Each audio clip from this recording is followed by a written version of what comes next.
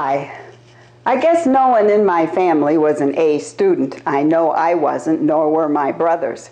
And I recently discovered that my mother, Marion, was 42nd out of a class of 145 at Cleveland High School in St. Louis. I made the class ranking discovery recently when I looked through The Girl Graduate, her own book, Mom's high school memory book that long ago I inherited. The book is 81 years old. For some reason, I hadn't looked closely at the book before, but lately I have been interested in paging through family history. Yep, Mom was barely in the upper third of her graduating class. I was also barely in the upper third of my graduating class. Clearly, both of us liked some classes, but not all. On the class prophecy page, Mom was prophesied to be a librarian, and beside that information, she wrote, "Oh, how dumb." She never became a librarian. She became a secretary in a business office, but she loved books all of her life. The class of January 1931 was graduating in the midst of the Great Depression. That may explain the class motto, "Climb though the rocks be rugged." Do classes have mottos these days?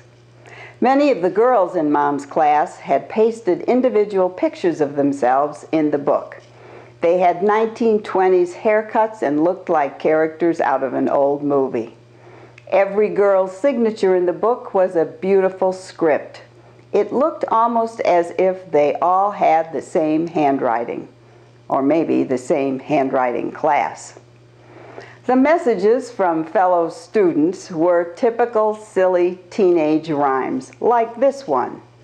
"In summer we wear the coolest, in winter we carry a muff, but isn't it strange the whole year round we carry a powder puff?" What that had to do with graduation, I don't know. But yes, it rhymed. Here's another gem from the 1930s.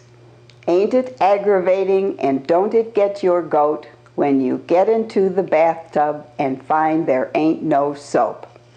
And as if Mom's future weren't predetermined, here's a typical girl's graduation wish. "When Cupid shoots his arrow, I hope he misses," that's M-R-S, "you." A rowdy classmate named Wanda wrote, "When you are married and your husband is sore, pick up a broom and knock him to the floor." Lovely.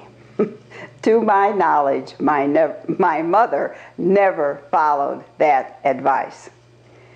And finally, here are the gifts that young Marion received for graduation.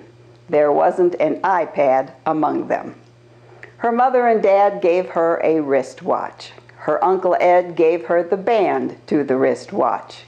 She also received a compact, a string of pearls, silk bloomers, a slave bracelet, a pocketbook containing $1 and a handkerchief, more handkerchiefs, a scarf, a bouquet of flowers, 2 books, an Eversharp pen, and another Eversharp pen with her initials on it.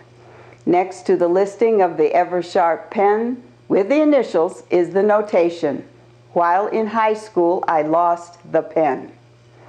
Also in the book was an envelope that contained a lock of Mom's hair at the age of 18, bright blonde, and pressed flowers from that graduation bouquet. Among Mom's souvenirs of that graduation year were 4 very colorful, small party invitations. Clearly, a depression was not the time to miss the happiness of a high school graduation. Don't you just love family treasures? I do. See you next time.